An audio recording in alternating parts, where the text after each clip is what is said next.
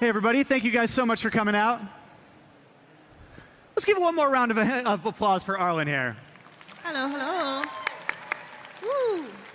Did we get lasers? Were there lasers? No? OK, great.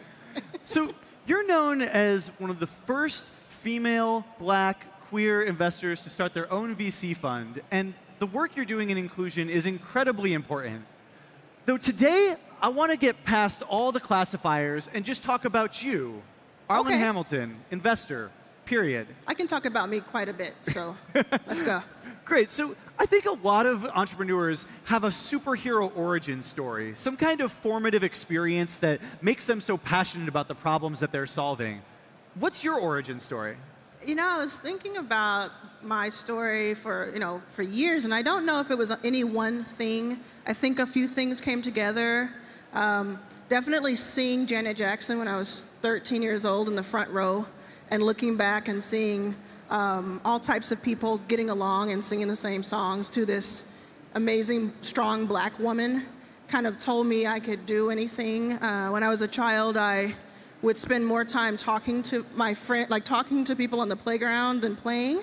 I would talk about their feelings at like age 6, to ask them how they're doing at home, things like that. And so I think I've always just been really in tune with other people, and that kind of translated to this. Yeah, it sounds like you were giving people advice on building their futures even from such a young age. Yeah, it was kind of crazy. So tell us a little bit about how you came up with the idea for Backstage and put it into practice. Well, in the U.S., a few years ago, I was in Texas, and I had been on the road working with performers, musicians, and worked my way up in that world, and that took a long time. That took years to do. And around the same time, I was getting into the startup world. I just started like seeing people like Ashton Kutcher and Ellen and Troy Carter and all these people were making investments from the entertainment world, but they were going to Silicon Valley. So I wanted to know what that was and why they cared about it.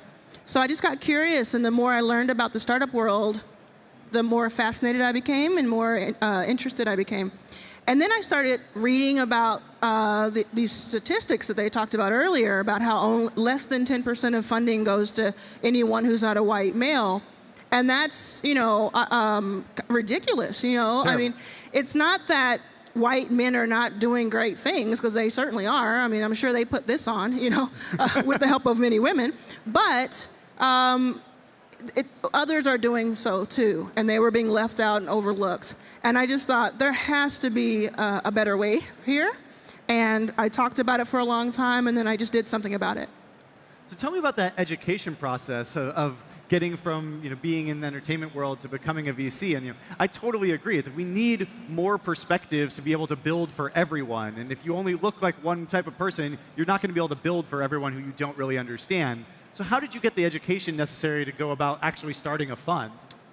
Well, there's this thing called Google that I tapped into pretty early.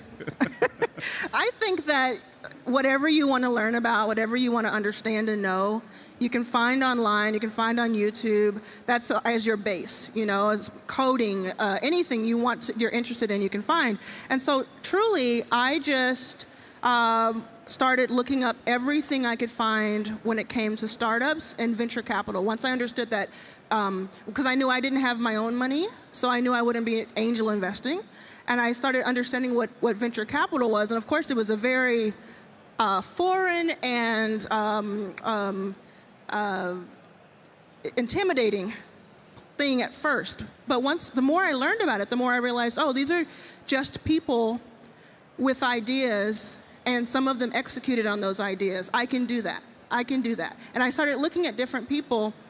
So I would read, Brad Feld's books, which I still do, and I still recommend doing. I would read his books about venture capital. I would look at videos from people like Mark Andreessen and Chris Sacca and Joanne Wilson. And for the most part, these were all, they were mostly white men that, as my professors remotely, not knowing me. But I think that, once I became a voice and so many people have become voices that are more diverse, you'll see more and more teachers. So for anybody out there, it must seem almost impossible of a dream to go from outside of tech to starting your own venture capital firm. But for any would-be venture capitalists or investors out there in the audience, what tips would you give them to finding their way into that industry? Develop very thick skin. Learn how to take rejection at 10 times the rate you would as a founder. But also, if it's something that you're passionate about and you have a really good intent behind and you understand why you're doing it, don't let anyone stop you, including me.